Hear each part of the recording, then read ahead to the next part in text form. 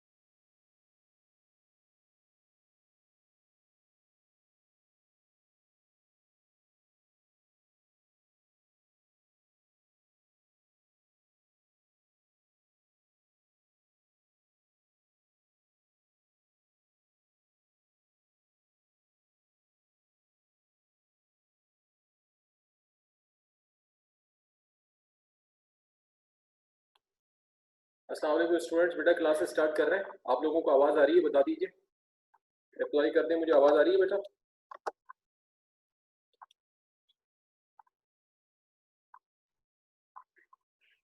ठीक है, thank you. Okay, ठीक है, बिल्कुल ठीक है। अच्छा, पिछली क्लास में हम जो है, ठीक है, थैंक यू। पिछली क्लास में हम जो है वो चैप्टर 3 आपको पता है कि ऑलमोस्ट ख़त्म कर चुके थे और हम चैप्टर 3 के न्यूमेरिकल्स कर रहे थे। तो लास्ट क्लास में आपको याद होगा जब हमने क्लास एंड की थी तो हमने क्वेश्चन नंबर 12 आपको कराया था last time.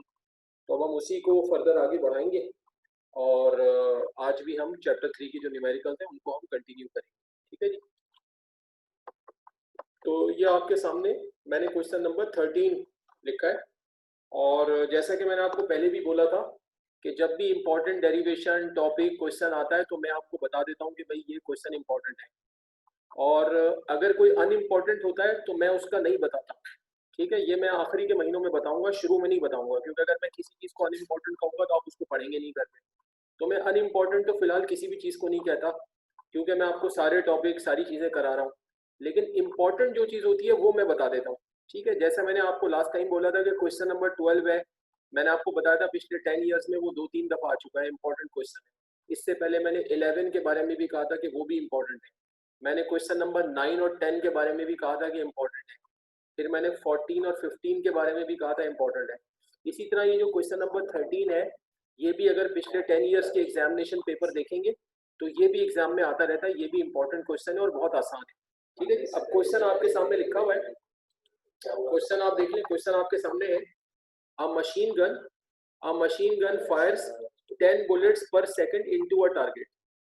Each bullet weighs 20 grams and had a speed of 1500 meter per second. Find the force required to hold the gun in position. ठीक है जी।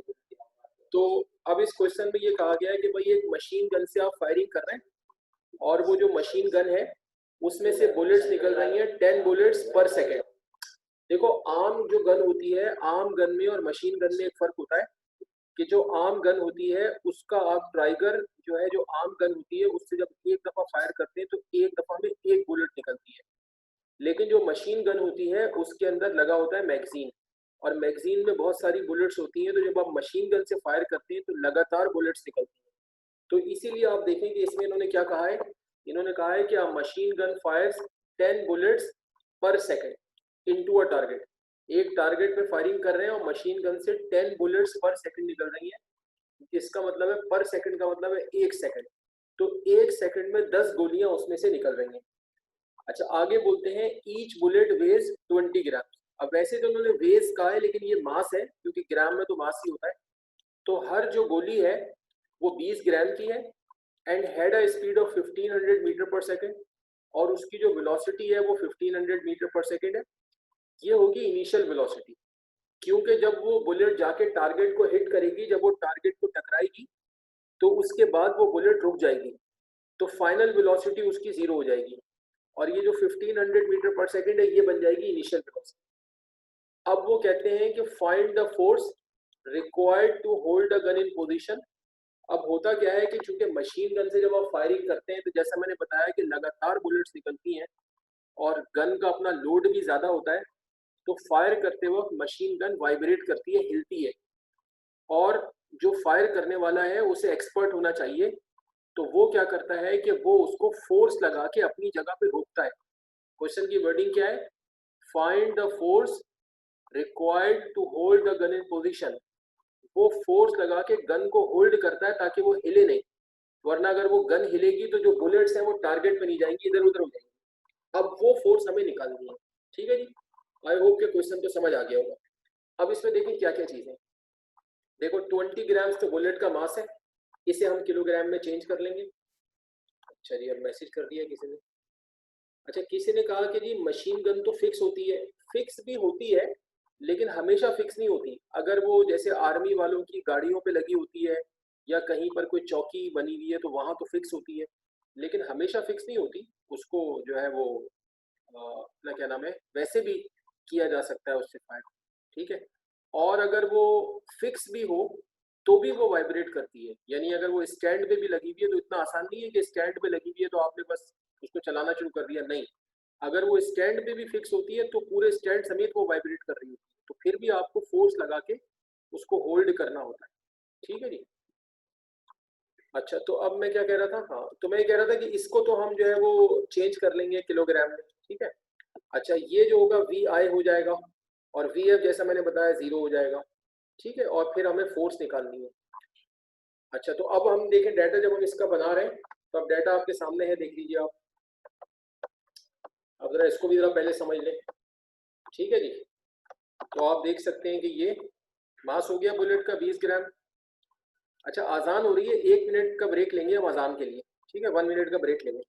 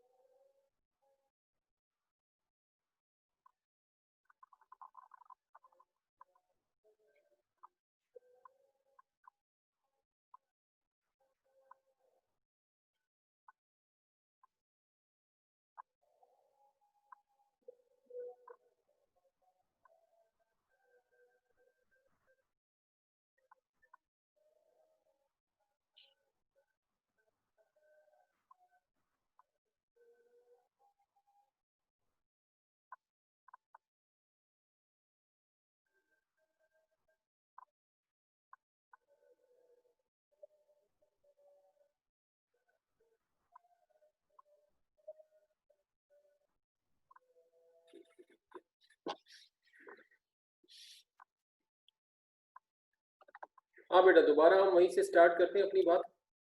और ये मुझे किसी ने मैसेज किया है, मुबशिर ने, सर चैप्टर 3 के प्रीवियस 2 न्यूमेरिकल्स आपने इम्पोर्टेंट मार्क करवाए थे। हाँ ठीक है, तो मैं तो कह रहा हूँ अभी तो सही है। अच्छा जी, तो अब हम वापस आ जाते हैं यहाँ पे। तो मैं क्या कह रहा था भाई कि इसका आप डाटा देखें जरा। तो अच्छा, नमाज का जो ब्रेक है वो मैं आपको भी देता हूँ थोड़ी देर में ना, एंड में दूंगा, जल्दी क्लास ऑफ कर दूंगा, सही है, ताकि जरा फ्लो हमारा बना रहे। अच्छा, अब वो कह रहा है पूछ रहा हूँ। हाँ मैं ये कह रहा हूँ ना, जो मैंने पिछले 2 क्वेश्चन कराए मैंने उनको इंपॉर्टेंट मार्क करवाया था। इससे पहले मैंने क्वेश्चन 12 कराया था, अगर किसी को सुनने में बात नहीं आई तो आप सुन लें। क्वेश्चन 12 को भी मैंने कहा था इंपॉर्टेंट है, 11 को भी मैंने कहा था इंपॉर्टेंट है। वो दोनों क्वेश्चन 12 और 11 दोनों पिछले 10 साल में 2-2 3-3 दफा आ चुके हैं, वो दोनों इंपॉर्टेंट क्वेश्चन। ठीक है जी, तो अब हम यहाँ पे वापस आ जाते हैं। तो मैं क्या कह रहा था, अब मैं ये कह रहा था कि आप ये देखिए इसमें कि भाई ये इसका मास हो गया, 20 ग्राम बुलेट का मास हो गया, इसको हमने 1000 से डिवाइड किया। जब भी हमें ग्राम से किलोग्राम में लाना होता है हम 1000 से डिवाइड करते हैं। आपको मालूम है 1 किलोग्राम में 1000 ग्राम होते हैं। तो ये 0.025 केजी बुलेट का मास आ गया। और जैसा कि मैंने बताया था, ये जो दिया हुआ है 1500 मीटर पर सेकंड, ये इसकी इनिशियल वेलोसिटी है, और फाइनल में बता चुका हूँ 0 हो जाएगी क्योंकि बुलेट टकरा के रुक जाएगी। अच्छा, अब जरा टाइम को समझ लीजिए कि टाइम को मैंने कैसे चेंज किया, उसका रीजन भी समझ लें। देखें, जैसा मैंने आपको 2 दफा बताया, इन्होंने बोला कि वो फायर कर रहा है 10 बुलेट्स पर सेकंड, मशीन गन फायर कर रही है, यानी 10 गोलियां निकल रही हैं पर सेकंड, हर एक सेकंड में 10 गोलियां निकल रही हैं। तो मैंने देखिए यहाँ क्या मेंशन किया, time for 10 bullets equal to 1 second, यानी 10 बुलेट्स के निकलने का जो टाइम है, 10 गोलियों के निकलने का टाइम वो 1 सेकंड है। तो टाइम फॉर 1 बुलेट मैंने निकाला है। अब हमने टाइम फॉर 1 बुलेट क्यों निकाला है, इसलिए कि देखेंगे जो 20 ग्राम मास दिया हुआ है ये एक बुलेट का है, ये जो वेलोसिटी दी हुई है ये एक बुलेट की है। तो अब हम न्यूमेरिकल ऐसे सॉल्व नहीं कर सकते कि हम सॉल्व करने जाएं और उसमें मास और वेलोसिटी तो रख दें हम एक बुलेट की और टाइम रख दें हम 10 का, ये नहीं कर सकते। जब मास एक बुलेट का आएगा और वेलोसिटी एक की आएगी तो टाइम भी एक का आना चाहिए, टाइम भी एक बुलेट का होना चाहिए। तो अब यहाँ पे 10 बुलेट्स का टाइम है 1 सेकंड, तो 1 बुलेट का क्या होगा, ये 10 राइट पे जाके इस 1 से डिवाइड हो जाएगा, तो 1/10 हो जाएगा, तो 0.1 सेकंड आएगा। तो अगर अगर 10 बुलेट्स के निकलने का टाइम 1 सेकंड है, तो एक बुलेट के गन से निकलने का जो टाइम होगा वो 1/10 सेकंड होगा, जिसका मतलब है 0.1 सेकंड। ठीक है, आई होप के बात समझ आ गई। और अब हमें फोर्स निकालनी है, ठीक है जी। अच्छा, अब ये मैं हमेशा बता रहा हूँ, पिछले क्वेश्चन में भी बता रहा हूँ कि देखिए जब भी हमें फोर्स निकालनी होगी तो फोर्स निकालने के लिए हमेशा हम न्यूटन सेकंड लॉ यानी F is equal to m a लगाएंगे।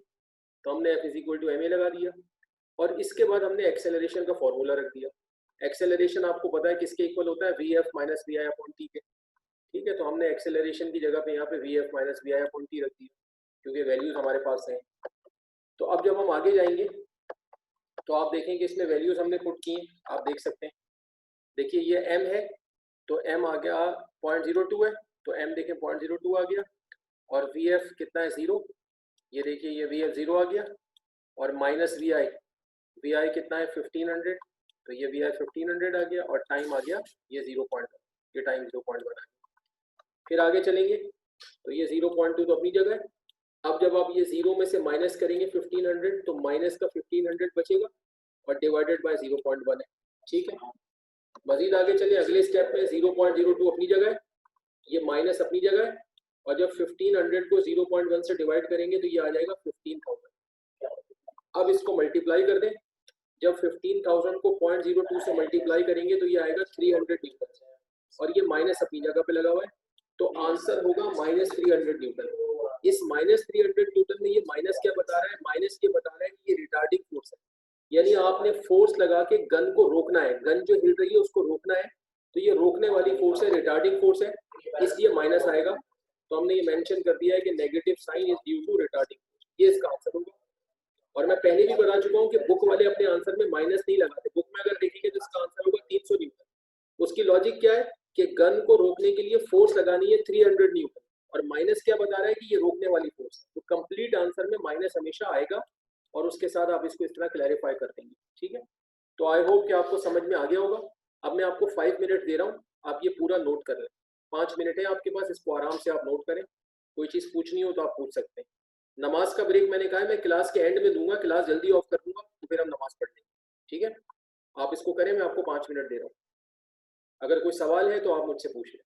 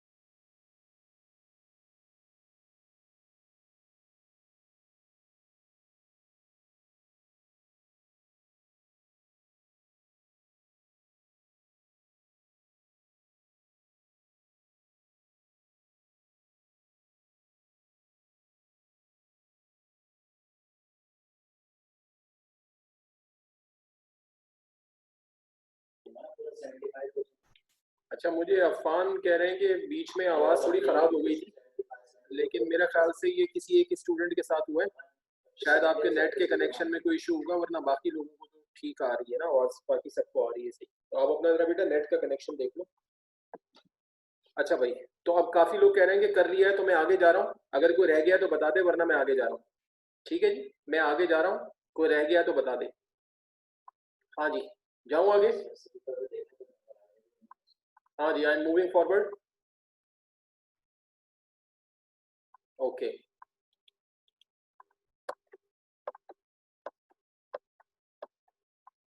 अच्छा भाई, अब ये क्वेश्चन आपके सामने है। ये है क्वेश्चन नंबर 8। ओके। अब इसमें क्या कहते हैं कि इसमें कहते हैं an electron in a vacuum tube start from rest and after covering a distance of 1.8 centimetre its speed becomes 6 into 10 power 6 meter per second. Find force on it. अच्छा, अब ये कहते हैं कि एक वैक्यूम ट्यूब है और उसमें एक इलेक्ट्रॉन चलना शुरू करता है और क्या कहते हैं, स्टार्ट फ्रॉम रेस्ट, रेस्ट की कंडीशन से चलना शुरू करता है। अब वैक्यूम ट्यूब का मतलब है कि कोई भी ट्यूब है, ऐसे ट्यूब है, ये बनाना नहीं से समझा रहा हूँ, कोई ट्यूब है और वैक्यूम का मतलब है कि उसके अंदर से एयर निकाल दी है, ठीक है जी, और उसके अंदर एक इलेक्ट्रॉन है, ये एक इलेक्ट्रॉन है और ये पहले रेस्ट में था, फिर इसने चलना शुरू किया। तो जब ये पहले रेस्ट में होगा तो जो इसकी इनिशियल वेलोसिटी है वो हो जाएगी 0, ठीक है जी, और फिर इसने मूव करना शुरू किया, ये मूव करने लगा and after covering a distance of 1.8 centimetre, और जब ये जहां से चलना शुरू किया था वहां से 1.8 सेंटीमीटर आगे चला गया तो इसकी जो फाइनल वेलोसिटी है vf, वो इन्होंने बताई है कि उसकी जो फाइनल वेलोसिटी है vf वो हो गई 6 इंटू 10⁻6 मीटर पर सेकेंड, ये इसकी हो गई फाइनल वेलोसिटी, ठीक है जी। और इनिशियल 0 है क्योंकि रेस्ट की कंडीशन से इसने चलना शुरू किया था, और ये यहाँ से लेके यहाँ तक का जो डिस्टेंस है s वो 1.8 सेंटीमीटर है, ठीक है जी। अब आप समझ सकते हैं कि एक इलेक्ट्रॉन रेस्ट में था तो वो खुद से तो चलना नहीं शुरू करेगा, डेफिनेटली कोई फोर्स उस पर लगी होगी जिसने उसको चलाया होगा। उसी फोर्स के बारे में पूछ रहे हैं कि फाइंड फोर्स ऑन इलेक्ट्रॉन, जो फोर्स उस पर अप्लाई हुई होगी जिसके बाद उसने चलना शुरू किया वो फोर्स आपको निकालना। अच्छा, दूसरी बात यह है कि देखिए इलेक्ट्रॉन का क्वेश्चन है, इसमें इलेक्ट्रॉन की बात है, तो इलेक्ट्रॉन का जो मास है वो कांस्टेंट होता है। दुनिया में कोई भी इलेक्ट्रॉन हो, दुनिया में हर इलेक्ट्रॉन का जो मास है वो 9.1 इंटू 10⁻31 kg होता है।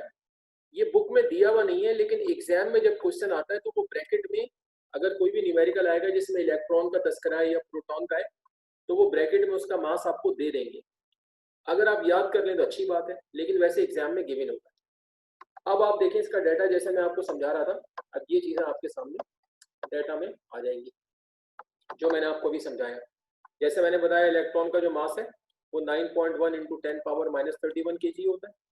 इनिशियल वेलोसिटी उसकी 0 थी, रेस्ट से चलना शुरू किया, फाइनल वेलोसिटी उसकी 6 मीटर पर सेकंड हो गई, और डिस्टेंस कवर्ड जो था उसका वो 1.8 सेंटीमीटर था। तो उसको मीटर में कन्वर्ट करने के लिए हम 100 से डिवाइड करेंगे। 1 मीटर में 100 सेंटीमीटर होते हैं, तो जब भी सेंटीमीटर से मीटर में लाते हैं तो हम 100 से डिवाइड करते हैं, तो ये 0.018 मीटर हो जाएगा। अच्छा, यहाँ पर मैं लिखना भूल गया हूँ, आप लिख लीजिएगा कि ये मेंशन होगा एस, डिस्टेंस कवर है तो इसको हम एस से मेंशन करेंगे, ठीक है। और अब हमें इसकी फोर्स निकालनी है, ठीक है, क्लियर हो गई बात। अब जैसा कि मैं आपको हमेशा बता रहा हूँ कि भाई जब भी फोर्स निकालनी होगी तो आप F is equal to m a लगाएंगे, तो हम equation F is equal to m a लगाएंगे। जब हम F is equal to m a लगाएंगे तो आप देखें इसमें इलेक्ट्रॉन का जो मास है, ये मास तो हमें गिवन है, मास तो हमें गिवन है। अब हमें चाहिए एक्सेलरेशन, एक्सेलरेशन हमें गिवन नहीं है, तो आप देख सकते हैं कि उसके लिए हमारे पास तीन चीजें हैं, वी आई हमें मालूम है, वी एफ हमें मालूम है, और एस हमें मालूम है। ये तीन चीजें हमें पता है। तो अगर हम थर्ड इक्वेशन ऑफ मोशन लगा लें 2as is equal to V F square minus we I square, तो वहां से आसानी से एस निकल सकता है, वो हम यहाँ पे यूज करते हैं, ठीक है जी। तो हम देखें इसके बाद क्या करेंगे, हमने थर्ड इक्वेशन ऑफ मोशन लगाई, ये हमने थर्ड इक्वेशन ऑफ मोशन लगा दी। According to third equation of motion 2as is equal to V F square minus we I square. अब यहाँ वैल्यूज रखें आप, ए तो नहीं पता, एस हमें पता है, एस कितना है 0.018, तो ये एस की जगह 0.018 आ गया, और वी एफ 6 इंटू 10⁻6 और इसका स्क्वायर ऊपर स्क्वायर आ गया, और ये वी आई 0 आ गया, और ये 0 का स्क्वायर आ गया, ठीक है जी। अब आगे जाएंगे, अगले स्टेप में आप जाएंगे, तो अब देखिए ये 2 जो है ये 0.018 से मल्टीप्लाई होगा, जब ये 2 मल्टीप्लाई होगा 0.018 से तो ये आ जाएगा 0.036, और a अपनी जगह मौजूद है। और यहाँ पे जब आप 6 इंटू 10⁻6 का स्क्वायर करेंगे तो देखिए 6 के स्क्वायर का मतलब है 6 इंटू 6, तो ये 36 हो जाएगा, और 10⁻6 है और इसके ऊपर स्क्वायर है, जब पावर पे पावर होती है तो मल्टीप्लाई हो जाती है। मिसाल के तौर पे कहीं पर है एक्स स्क्वायर, अब एक्स स्क्वायर के ऊपर अगर हम एक पावर 3 ले लें तो ये 2 3 से मल्टीप्लाई हो जाएगा, तो एक्स की पावर 6 हो जाएगी। तो अगर पावर पे पावर हो तो वो मल्टीप्लाई हो जाती है, तो 10⁻6 के ऊपर 2 है तो 6 2 12, 10⁻12 हो जाएगी, और ये 0 का स्क्वायर 0 हो जाएगा, ठीक है जी। मजीद आप आगे जाएंगे तो क्या होगा, ये 0 माइनस होगा, ये 0 माइनस होकर खत्म हो गया। अब ये जो 0.036 है ये a से मल्टीप्लाई हो रहा है, इसको राइट पे ले आएंगे तो ये डिवाइड हो जाएगा, ठीक है। तो अगले स्टेप पे आप देखिए ये राइट पे आया, ये डिवाइड हो गया। अब आप यहाँ पे कैलकुलेटर यूज कर लेंगे। कैलकुलेटर में आप देखिएगा, आपके पास जो कैलकुलेटर होगा उसमें एक स्विच होगा जिसपे लिखा होगा EXP। ये स्विच होता है एक्सपोनेंट का, ये 10 की पावर के लिए यूज होता है, ठीक है। और अगर ये स्विच नहीं होगा तो फिर उसमें ये वाला स्विच होगा, उसमें लिखा होगा 10 के ऊपर पावर लिखी होगी x, इस तरह का होगा, ऐसा कोई स्विच होगा। तो अब जैसे आपने कैलकुलेटर में 36 इंटू 10 पावर 12 लिखना है, तो आप अपने कैलकुलेटर में पहले 36 लिखेंगे, फिर एक्सपोनेंट का स्विच प्रेस करेंगे और उसके बाद 12 लिखेंगे। तो इसका मतलब है कि आपके कैलकुलेटर में चला गया, क्या चला गया, 36 इंटू 10 पावर 12 चला गया। या अगर ये वाला स्विच है तो आप पहले 36 लिखें और फिर ये वाला स्विच प्रेस करें और 12 लिखें, तो वो 12 पावर यहाँ पे आ गया, ठीक है। तो फिर आप इसको 0.036 से डिवाइड करें तो आपके पास इसकी वैल्यू आएगी 1 into 10 power 15 metre per second square acceleration की यूनिट होगी। तो इस तरह हमारे पास ये ए निकल गया और एम हमारे पास पहले मौजूद है। तो अब हम इन दोनों वैल्यूज को यहाँ इक्वेशन 1 में रख देंगे, ठीक है जी। पुट इन इक्वेशन 1, इन दोनों वैल्यूज को हमने इक्वेशन 1 में रखा। ये इलेक्ट्रॉन का मास आ गया, ये ए आ गया, इन दोनों को वैसे ही कैलकुलेटर से आप मल्टीप्लाई कर लें, ठीक है। ये वाला स्टेप तो वैसे आप बगैर कैलकुलेटर के भी कर सकते हैं, क्योंकि देखें जैसे 9.1 है वो 1 से मल्टीप्लाई हो जाएगा, तो ये 9.1 आ गया। और 10 की पावर -31 है और 15 है, तो आपको पता होगा कि जब बेस सेम होती है तो पावर ऐड हो जाती है। अब मिसाल के तौर पे कहीं पर है x की पावर 2 और आप इसको मल्टीप्लाई कर रहे हैं, फर्स्ट कर लें x की पावर 5, तो अब बेस सेम है, ये भी x है ये भी x है, तो पावर ऐड हो जाएगी, यानी x की पावर 2 + 5 हो जाएगी। तो इसका मतलब होगा ये हो जाएगी x की पावर 7। तो इसी तरह अगर मिसाल के तौर पे 10 की पावर है -31, अब 10 की पावर -31 है और आप इसे मल्टीप्लाई कर रहे हैं, 10 की पावर फर्स्ट कर लें 15 है, तो दोनों की बेस सेम है, इन दोनों में 10 है, यहाँ भी 10 आ रहा है यहाँ भी 10 आ रहा है, बेस सेम है, तो पावर ऐड हो जाएंगी, यानी 10 की पावर -31 में प्लस हो जाएगा 15। तो -31 में 15 प्लस करेंगे तो 10 की पावर जो बचेगी वो -16 बचेगी, ठीक है। तो ये वाला स्टेप आप कैलकुलेटर से भी कर सकते हैं, अगर आप कैलकुलेटर से मल्टीप्लाई करेंगे तो भी कैलकुलेटर ये आंसर देगा, या आप बगैर कैलकुलेटर के खुद कर लें। तो 9.1 इस 1 से मल्टीप्लाई हो गया, 9.1 आ गया, और 10 की पावर -31 में 15 प्लस हो गई, तो 10 की पावर -16 आ गई। तो आपका आंसर होगा 9.1 इंटू 10 पावर -16 न्यूटन, इतनी फोर्स जो होगी इलेक्ट्रॉन पे अप्लाई होगी, ठीक है। तो आई होप कि आपको समझ आ गया होगा। आपको मैं 3-4 मिनट दे रहा हूँ, इसे नोट कर लें आप, कोई सवाल पूछना है तो पूछ लें। अच्छा जी, कोई मुझे क्या मैसेज कर रहा है, मोहम्मद अफान कह रहे हैं कि सर वैक्यूम और आइसोलेटेड सिस्टम में कोई फर्क होता है। तकरीबन एक ही बात है, आइसोलेटेड सिस्टम भी ज़्यादातर वैक्यूम ही होता है, लेकिन बहरहाल आइसोलेटेड सिस्टम में हवा मौजूद भी हो सकती है। अगर आइसोलेटेड सिस्टम में हवा मौजूद हो तो उससे आइसोलेटेड सिस्टम पे कोई फ़र्क नहीं पड़ता, क्योंकि हवा जो है वो कोई फोर्स वगैरह कोई ख़ास नहीं लगाती। तो एयर हो भी सकती है और ज़्यादातर आइसोलेटेड में एयर नहीं भी होती, वैक्यूम भी हो सकता है, लेकिन अगर हवा हो तो भी सिस्टम आइसोलेटेड हो सकता है, कोई ऐसी बात नहीं।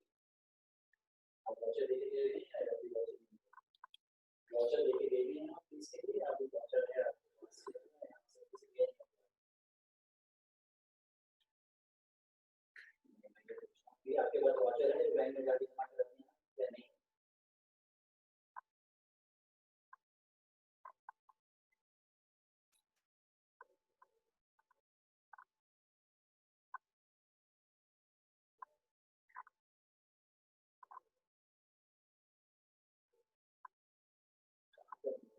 मेरे क्लास में तो उसका हमने आगे कैंपस ज्वाइन कर दिया, अगस्त की फीस आपने जमा कर दी, ठीक है।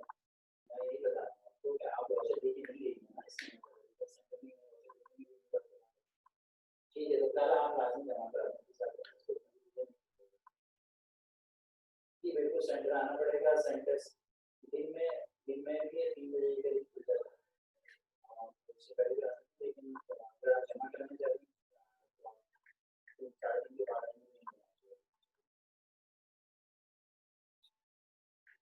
जी वहीं पर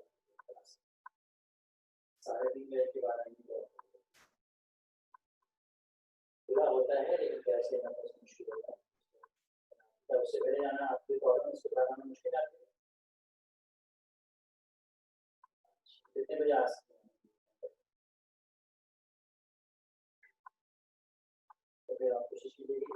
के बाद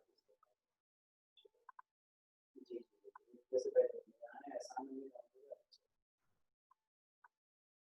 जी जी नहीं वाचर वहीं होगा, वाचर वहीं टेस्ट देखिए आपसे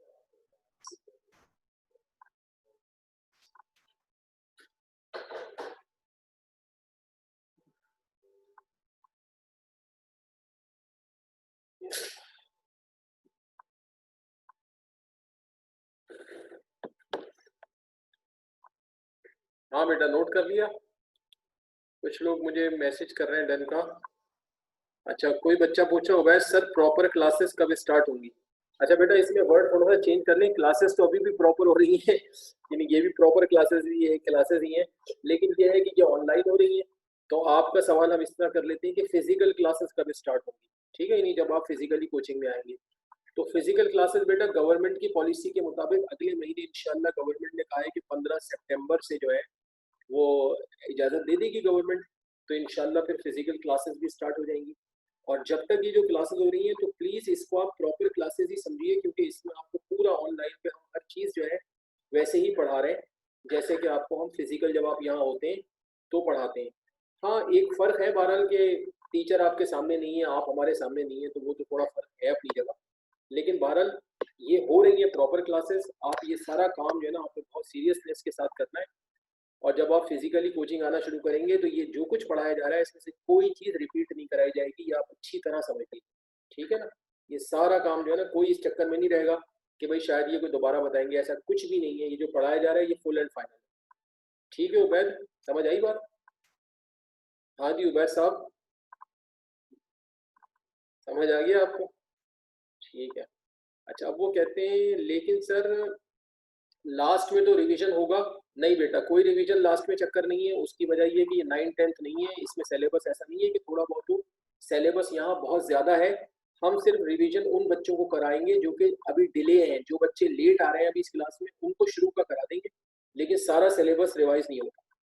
अच्छा बाकर हुसैन कहते हैं सर एक बार बता दें कि मास को इलेक्ट्रॉन 9.1 कैसे आया। बेटा ये इलेक्ट्रॉन का कांस्टेंट मास होता है, दुनिया में जितने भी इलेक्ट्रॉन है ये कांस्टेंट वैल्यू है कि दुनिया के हर इलेक्ट्रॉन का मास जो है वो 9.1 एक्सपोनेंट -31 kg होता है। दुनिया के हर इलेक्ट्रॉन का मास 9.1 इंटू 10 पावर -31 kg होता है, ठीक है जी। अब मैं आगे जा रहा हूँ, ओके। अच्छा जी इसके बाद अब हमारा है क्वेश्चन नंबर 7, ठीक है। क्वेश्चन नंबर 7 ये भी बड़ा आसान क्वेश्चन है, ठीक है। अब जरा देख लें इसको आप। अब इसमें क्या कहते हैं, a car weighing 9800 newton is moving with the speed of 40 kilometre per hour, on the application of brakes it comes to rest after moving 50 metre, find force on. बड़ा सीधा और आसान सवाल है कि भाई ये कार है उसका वेट 9800 न्यूटन है और वो मूव कर रही है 40 किलोमीटर पर आवर से, ये उसकी इनिशियल वेलोसिटी है। On the application of brakes it comes to rest after moving 50 metre, जब उसमें ब्रेक्स लगाए तो वो 50 मीटर आगे जाके रुक गई। अब जब रुक गई तो फाइनल वेलोसिटी 0 हो गई, और कितना आगे जाके रुकी, 50 मीटर आगे जाके रुकी, तो ये इसका डिस्टेंस हो गया। अब उस पर फोर्स निकाली, ठीक है जी। तो इसमें सीधी सीधी चीजें, डाटा हम इसका बनाते हैं, आप देख लीजिए डाटा इसका।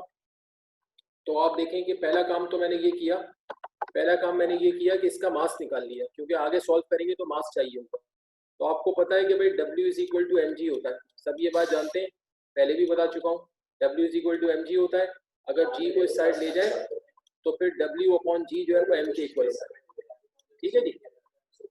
तो हम जब भी किसी चीज़ का मास निकालेंगे तो उसके वेट को g से 9.8 से डिवाइड कर दें। तो देखें यहाँ पर मैंने मास निकाला है W अपॉन g, ठीक है जी। तो वेट इसका 9800 न्यूटन वेट और 9.8 से डिवाइड किया तो 1000 kg इस कार का मास आ गया, ठीक है। फिर उसके बाद इसकी initial velocity 40 kilometre per our है। तो आप जानते हैं कि किलोमीटर पर आवर को जब भी मीटर पर सेकंड में चेंज करते हैं तो हम कैसे करते हैं, ठीक है।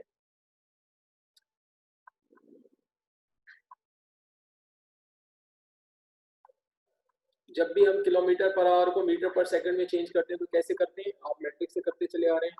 हम 1000 से मल्टीप्लाई करते हैं, 1000 से मल्टीप्लाई करते हैं और 3600 से डिवाइड करते हैं। जब हम 1000 से मल्टीप्लाई करते हैं तो ये जो किलोमीटर है ये मीटर में आ जाता है, क्योंकि 1 किलोमीटर में 1000 मीटर होते हैं। और नीचे जो आवर आ रहा है तो इसलिए 3600 से डिवाइड करते हैं, तो ये जो नीचे वाला आवर है ये सेकंड में आ जाता है। तो ये हमने इसी तरह किया, 40 को हमने 1000 से मल्टीप्लाई किया और फिर हमने 3600 से डिवाइड किया। तो आप 40 को 1000 से मल्टीप्लाई करें और फिर इससे डिवाइड करें तो आपका कैलकुलेटर बताएगा 11.11 मीटर पर सेकेंड, ये इसकी इनिशियल वेलोसिटी आ जाएगी। और फिर चूंकि आगे जाके कार रुक गई है तो फाइनल वेलोसिटी 0 होगी और 50 मीटर मूव करके रुकी है, तो ये इसका डिस्टेंस कवर्ड हो जाएगा। यहाँ लिख लीजिएगा, ये मैं भूल गया हूँ, यहाँ एस लिख लीजिएगा, ये डिस्टेंस कवर हो गया एस इसका, और फोर्स इसकी निकालनी है। ठीक है जी।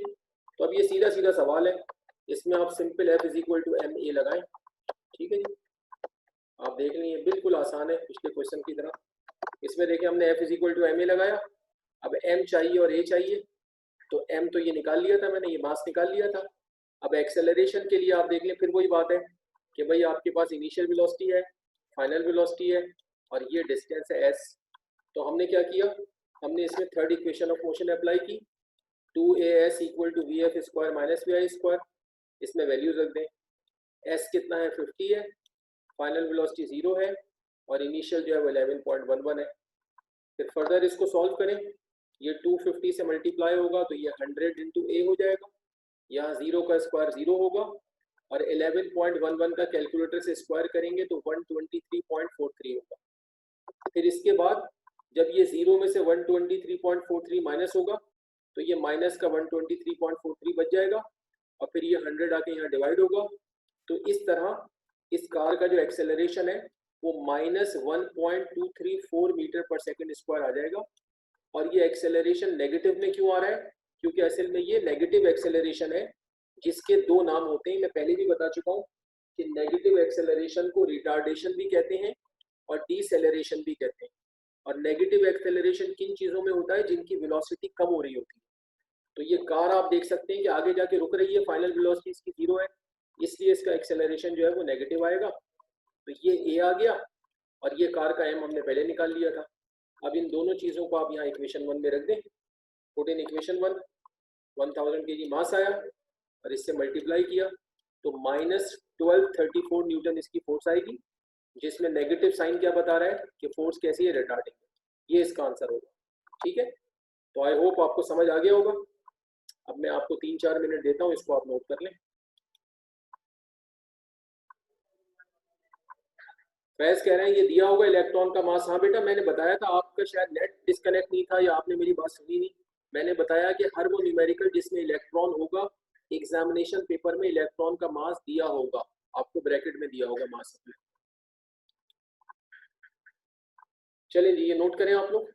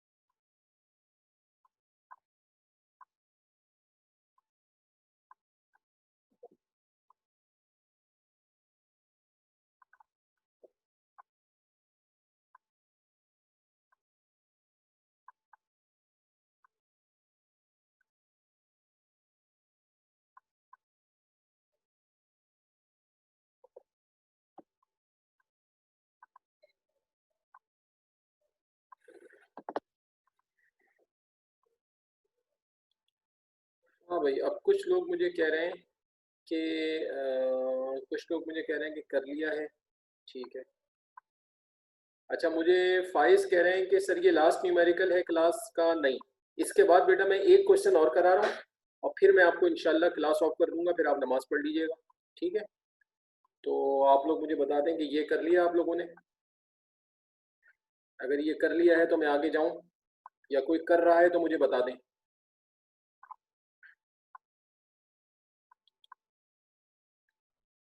अगर कर रहे हैं तो मुझे बता दें, वरना फिर मैं आगे जाता हूँ।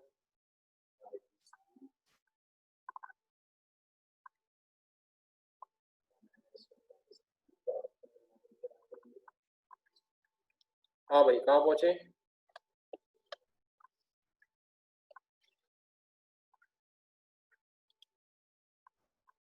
अच्छा, मुझे कोई बच्चा कह रहा है, मुबश्शिर कह रहा है सर वेट। ठीक है, वेट कर रहा हूँ मैं। ठीक है मुबश्शिर, वी आर वेटिंग।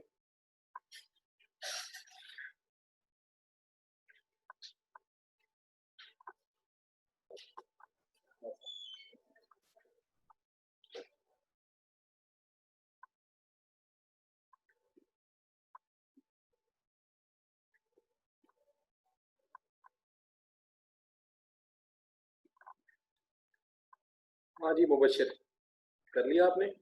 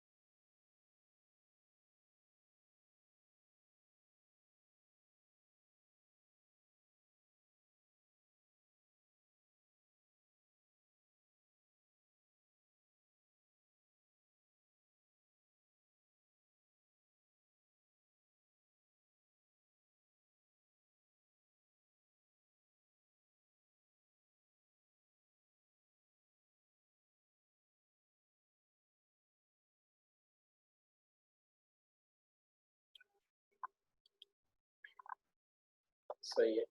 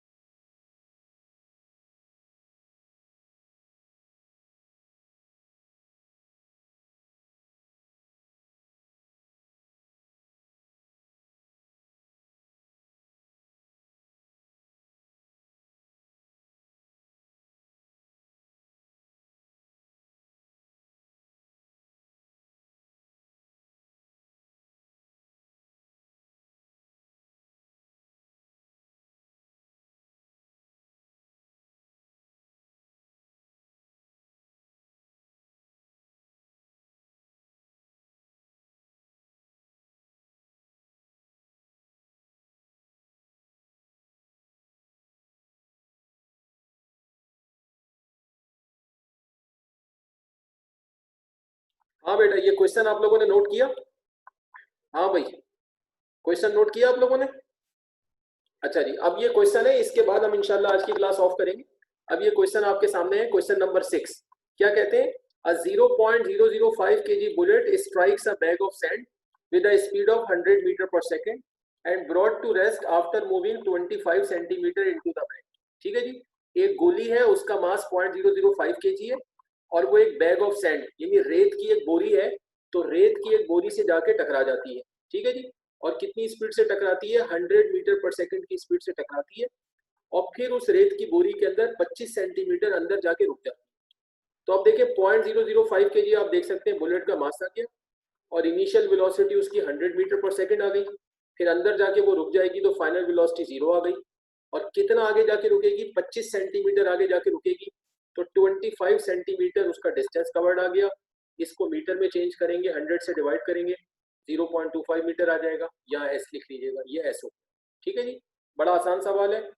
अब ये कहते हैं कि जी find decelerating force on the bullet, जो बुलेट को रोकने वाली फोर्स है वो निकालनी है। And also calculate the time in which it is brought to rest, और ये पता करना है कि भाई बुलेट को रुकने में कितना टाइम लगेगा, कितनी देर के बाद बुलेट रुकेगी। तो सीधा सीधा सवाल है, जैसे हमने पिछला क्वेश्चन किया था, देखिए वैसे ही हम F is equal to m a लगाएंगे। जब F is equal to m a लगाएंगे तो देखिए m यानी बुलेट का मास तो हमें मालूम है, और एक्सेलरेशन जो a है वो हमें निकालना पड़ेगा। तो उसके लिए आप देख सकते हैं हमारे पास vi है, vf है, और ये हमारे पास डिस्टेंस है s। तो हम वैसे ही थर्ड इक्वेशन लगाएंगे। देखिए हमने थर्ड इक्वेशन लगाई, थर्ड इक्वेशन में आप पुट कर दें, यहाँ से आपके पास एक्सेलरेशन आ जाएगा। बिल्कुल सीधा सीधा आसान क्वेश्चन है, कोई मसला नहीं है। थर्ड इक्वेशन लगाई, ये देखें s रख दिया और ये vi रख दिया 100। अच्छा, यहाँ पर ये जब 2 0.25 से मल्टीप्लाई होगा तो 0.5 आ जाएगा और a अपनी जगह मौजूद है। यहाँ पर 0 का स्क्वायर 0 हो जाएगा और 100 का स्क्वायर करेंगे तो ये 10,000 आ जाएगा। ठीक है जी, इसके बाद आप ये 0 में से 10,000 माइनस करेंगे तो ये आएगा -10,000 और फिर ये 0.5 राइट पे जाके डिवाइड हो जाएगा।